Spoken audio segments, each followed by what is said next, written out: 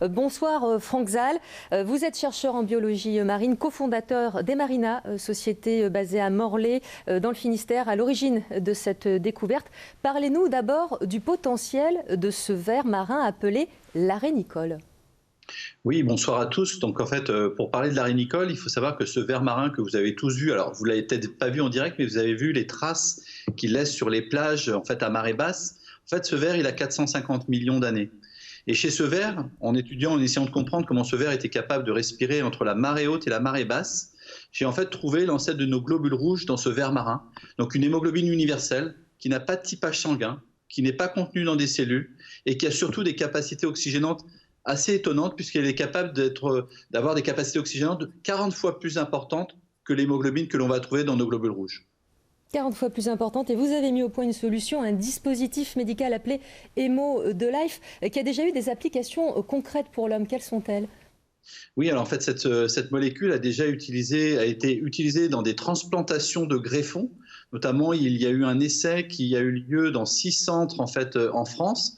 Tours, Lyon, Limoges, Poitiers, la Salpêtrière à Paris et bien évidemment Brest, qui ont permis de montrer que quand on utilisait cette solution pour préserver les greffons en attente de transplantation, les greffons repartaient 3 fois plus vite après la transplantation en utilisant Hémo2Life que dans les conditions classiques.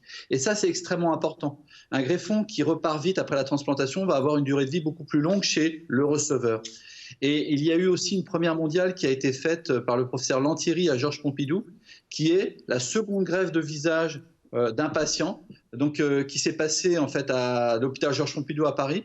La personne, on peut la nommer parce que en fait, c'est une personne publique maintenant qui s'appelle Jérôme Hamon, et ça fait plus de 2 ans que Jérôme vit avec un nouveau visage et il se porte très très bien. Et donc maintenant, en fait, quand il part de son visage, il dit c'est vraiment mon visage. J'ai vraiment en fait l'impression d'avoir récupéré mon visage. Et ça, c'était une première qui a été faite par le professeur Lantieri. Alors, le professeur Lantieri qui dit par rapport à votre découverte que c'est une découverte aussi importante que la pénicilline. En quoi vont consister les essais dans le cadre de cette épidémie de Covid-19 que nous vivons ? Alors, l'un des syndromes en fait, du Covid-19, donc je dirais qu'il va être le stade un peu terminal avant de passer en réanimation, c'est le syndrome de déficience respiratoire aiguë. Les patients en fait, qui arrivent à ce stade-là sont en asphyxie. Pourquoi ? Parce qu'une partie de leur poumon n'est plus fonctionnelle. Et donc, qu'est-ce qu'il se passe ? C'est que ces personnes vont se noyer dans leurs propres poumons. Et donc, aujourd'hui, cette molécule, elle est destinée à éviter que les personnes en fait, basculent en réa lourde. On a une molécule qui est 40 fois plus oxygénante. Donc, on va oxygéner le patient grâce à cette molécule par injection par voie IV. Franck Zal, a priori, ces essais vont débuter sur 10 patients. Quand doivent-ils commencer ?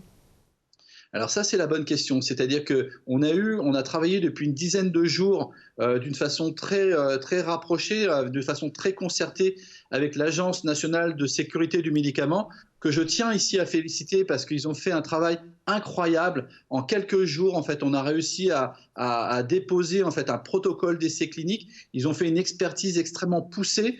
Et donc, en 10 jours, on a eu une autorisation d'utiliser ce produit dans un essai clinique. Ensuite, en France, il y a un autre organisme qu'on appelle le Comité de protection des personnes.